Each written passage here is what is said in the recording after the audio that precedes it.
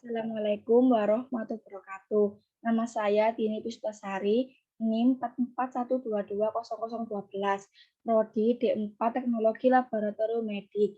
Di sini saya akan menjelaskan materi tentang titrasi asidimetri.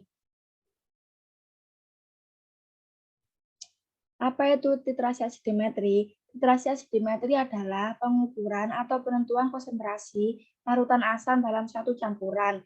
Biasanya dilakukan dengan jalan titrasi bersama larutan basa yang telah diketahui konsentrasinya, yaitu larutan baku dan suatu indikator untuk menunjukkan titik akhir titrasi.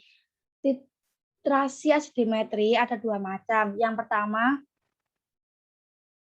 titrasi asidimetri langsung. Titrasi asidimetri secara langsung merupakan titrasi yang paling mudah dan sederhana untuk dilakukan, karena dalam titrasi ini kita hanya perlu meneteskan titran ke dalam larutan analit sehingga reaksi akan terjadi secara langsung dan kita juga akan mendapatkan titik akhir titrasi secara langsung. Contoh titrasi asidimetri secara langsung yaitu penentuan kadar larutan amonium hidroksida NH4OH yang merupakan suatu asam basa lemah dengan larutan asam klorida HCl yang merupakan asam kuat. Yang kedua, titrasi asidimetri tidak langsung atau titrasi balik.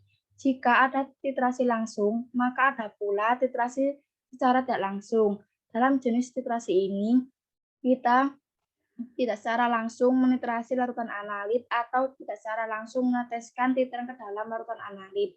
Namun, kita gunakan suatu reagen lain yang memiliki reaktivitas lebih tinggi terhadap larutan analit.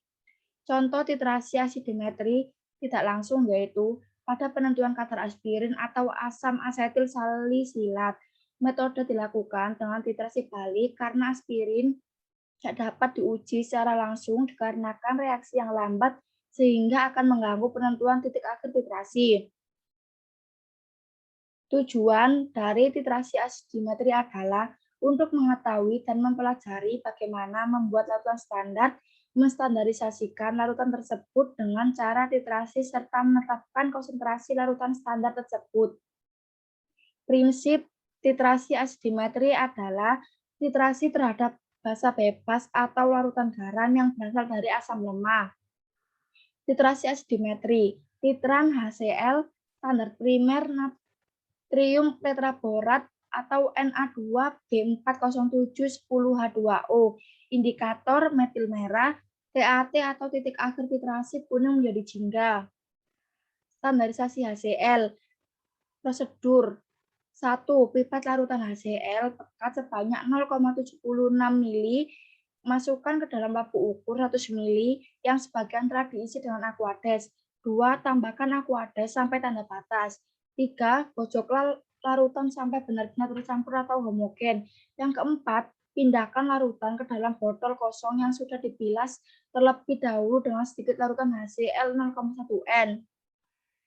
Standarisasi primer Na2B40710H2O atau natrium tetraborat 0,1 N 100 mili.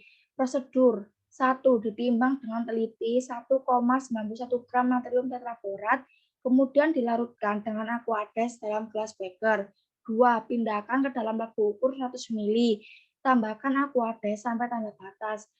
3. Kocok sampai homogen. 4. Pindahkan larutan ke dalam botol kosong yang sudah dibilas terlebih dahulu dengan sedikit larutan natrium tetraborat 0,1 N. 5. Beri etiket atau label yang jelas. Standarisasi larutan HCl 0,1 N dengan larutan natrium tetraborat 0,1 N. Prosedur 1. Pipet 10 mili larutan baku primer natrium tetraborat 0,1 N. Masukkan ke dalam lampu titrasi. 2. Tambahkan 2-3 tetes indikator metil merah. 3. Larutan titrasi dengan larutan HCl yang akan dibakukan sampai terjadi perubahan warna dari kuning menjadi jingga. Hasil titrasi asidimetri HCl dengan natrium tetraborat, titik akhir titrasi kuning menjadi jingga. Sekian penjelasan dari saya. Apabila ada kesalahan, mohon maaf. Wassalamualaikum warahmatullahi wabarakatuh.